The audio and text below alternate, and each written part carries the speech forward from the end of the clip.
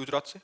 राधा वल्लभ श्री हरिवंश। श्री हरिवंश महाराज जी। महाराज जी, इनका थोड़ा लंबा चौड़ा प्रश्न है। सार में है कि ये कह रहे कि भगवान ने हमेशा निर्भय किया, आज उन्हीं एक ऐसा इनके वाक्य घटा जिससे भयभीत हो गए हैं।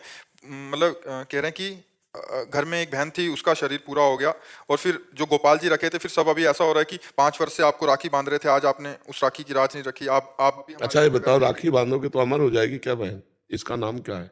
चलो, तो जिन्होंने इतनी तपस्या की, इतना भजन किया कि भगवान पुत्र बने आके, वो भी पधार गए कि नहीं पधार गए?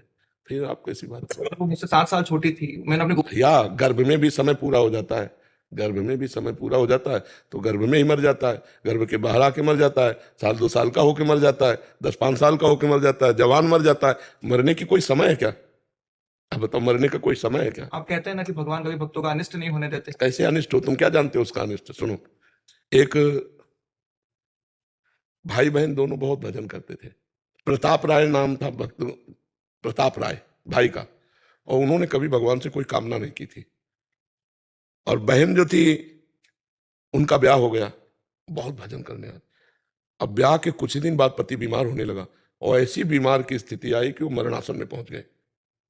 तब उनकी बहन भाई के पास आई, वो जानती थी कि हमारे भैया का भजन बहुत जोरदार है। तो उन्होंने कहा, भैया आज तक हमने आपसे कुछ नहीं मांगा, और शायद आपने भी भगवान से कुछ नहीं मांगा है, आज भगवान से मांग लीजिए कि मेरे पति का जीवन बच जाए, क्योंकि अभी ब्याह हुआ है और पति चला गया तो मतलब जीवन ही चला गया।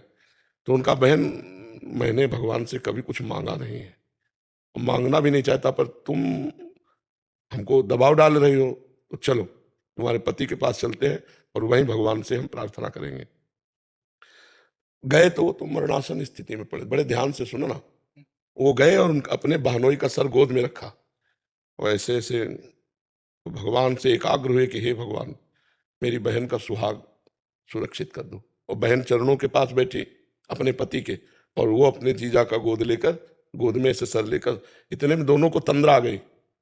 तो देखा कि जो बहन है, बहन ने देखा कि उसका पति भगवान के पार्षदों से कह रहा कि ले चलो मुझे, तो बोले अब नहीं ले जाएंगे, तुम्हारे जो साले हैं वो बड़े भजनानंदी हैं, और वो भगवान से प्रार्थना कर रहे हैं, तो भगवान कैंसिल कर देंगे, अब नहीं ले जाएंगे। तो वो रो के कह रहे हैं, नहीं, जन्म जन्मांतरों से भटकता रहा, आज पत्नी भजनानंदी मिली है, उसके प्रभाव से मुझे भगवान के पास जाने को नहीं, रोको मत, उनको मना कर दो, रोके मत, मेरा जन्म जन्मांतरों से बिछड़े हुए भगवान से मिलने जा रहे हैं।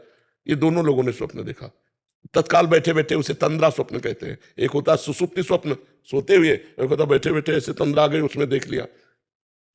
बहन का नाम मालती था। तो प्रताप राय जी ने कहा, मालती अभी तुमने कुछ देखा?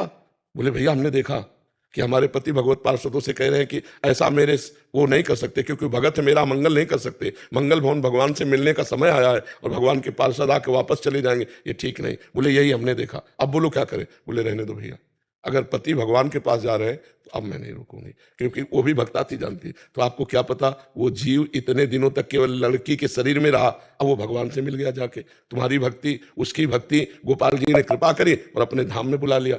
अब आप अपनी सोच से अमंगल मान रहे हैं तो हम क्या कर सकते हैं? आप जानते हैं वो तुम्हारी जो बहन थी वो पूर्व जन्म में कौन थी? आप जानते हैं तुम्हारी बहन कहाँ गई? तो व्यर्थ में भगवान को कोस रहे हो कि राखी बांधी, भगवान को पूजन किया, भगवान ने क्या किया? उठा लिया, उठा नहीं लिया, अपने पास बुला लिया, संसार में भटकने से बचाकर अपने पास में बुला लिया। तो ऐसे निगेटिव क्यों सोचो आप? मैंने अपनी बहन के जो आखिरी क्रियम थे वो सारे मैंने अपने हाथों से किए। उस समय मैंने ये चीज समझ गया कि ये जो शरीर है ये मेरा असली स्वरूप नहीं है। बिल्कुल बिल्कुल। और डर इसलिए लगता है क्योंकि मैं ऐसा अपना स्वरूप समझे बैठा हूं, अपने स्वरूप में स्थित होना चाहता हूं, ताकि जब इसको छोड़ूं तो डरूं नहीं। हाँ, पता रहे हाँ, जिस घर में जाना है हाँ, बहुत उत्तम विचार है। नाम जप करो ना, निरंतर नहीं कर पा रहा, कोशिश कर, पर निरंतर पहले करो। इसी नाम जप से शुद्ध ज्ञान प्रकट होगा, और शुद्ध ज्ञान में आप अपने स्वरूप का बोध प्राप्त कर लेंगे। जब तक बुद्धि हमारी अशुद्ध, तब तक ब्रह्म बोध नहीं होता, स्वरूप बोध नहीं होता। इसलिए नाम जप करो, शास्त्रों का स्वाध्याय करो। जैसे गीता जी है ना, तो स्वामी राम सुखदास जी ने बहुत सुंदर टीका की है, साधक संजीवनी नाम है, खरीद लो, एक गीता प्रेस से मिलती है, और उसका स्वाध्याय करो। साधक संजीवनी बहुत सुंदर चीज मिलेगी तुम्हें, बहुत अच्छी सामग्री मिलेगी परमार्थ के लिए। और नाम जप करते रहो बस, और भगवान जो करते हैं उसमें मंगल विधान करते हैं, पक्का विचार करो।